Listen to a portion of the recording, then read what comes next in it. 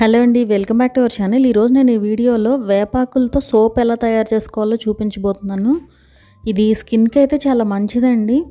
నేను బెనిఫిట్స్ అన్నీ కూడా నా బ్లాగ్లో రాస్తాను క్లియర్గా. ఒకసారి అయితే విజిట్ చేయండి. కింద కామెంట్ సెక్షన్లో అయితే లింక్ ఉంటుంది. సో ఈ సోప్ని ఎలా తయారు చేసుకోవాలో చూద్దాము. చూస్తున్నారు కదా, సేమ్ నార్మల్ సోప్ లానే ఉంటుందండి. పర్ఫెక్ట్ మెజర్మెంట్స్ కనుక ఫాలో అయితే పర్ఫెక్ట్గా వస్తుంది సోపు. సో దానికోసం ముందుగా నేను ఈ వేపాకులను తీసుకుంటున్నాను. నీట్గా క్లీన్ చేసుకుని తీసుకోవాలి.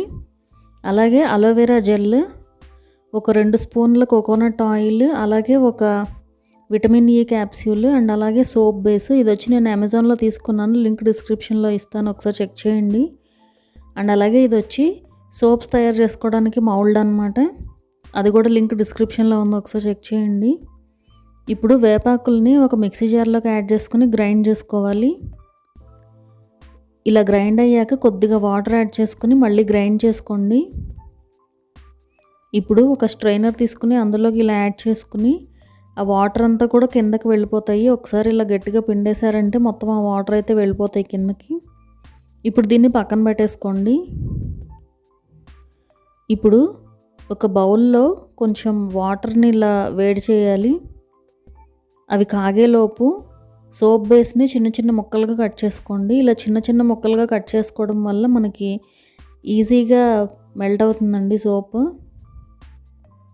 ఇలా ఒక బౌల్లోకి తీసుకోండి, తీసుకుని పక్కన పెట్టుకోండి. ఇప్పుడు ఈ వాటర్ని ఒక బౌల్లోకి యాడ్ చేసుకుని అన్నీ కూడా మిక్స్ చేసుకోవాలి. కోకోనట్ ఆయిల్ అండ్ అలాగే అలోవెరా జెల్, అలాగే విటమిన్ ఈ క్యాప్సూల్ కూడా ఇలా కట్ చేసి యాడ్ చేసుకోండి.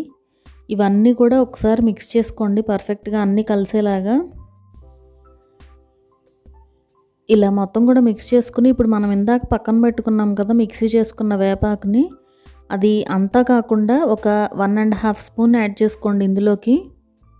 మరీ అంతా అయినా కూడా ఎక్కువైపోతుంది అనమాట. సో ఒక 1.5 స్పూన్ యాడ్ చేసుకుని మొత్తం మిక్స్ చేసుకోండి. ఇలా మిక్స్ చేసి పక్కన పెట్టుకోండి. ఇప్పుడు ఇది కూడా ఇలా ఆయిల్తో గ్రీస్ చేసుకోవాలి. అప్పుడు మనకి ఈజీగా సోప్ అనేది ఈజీగా ఊడి వచ్చేస్తుంది అనమాట.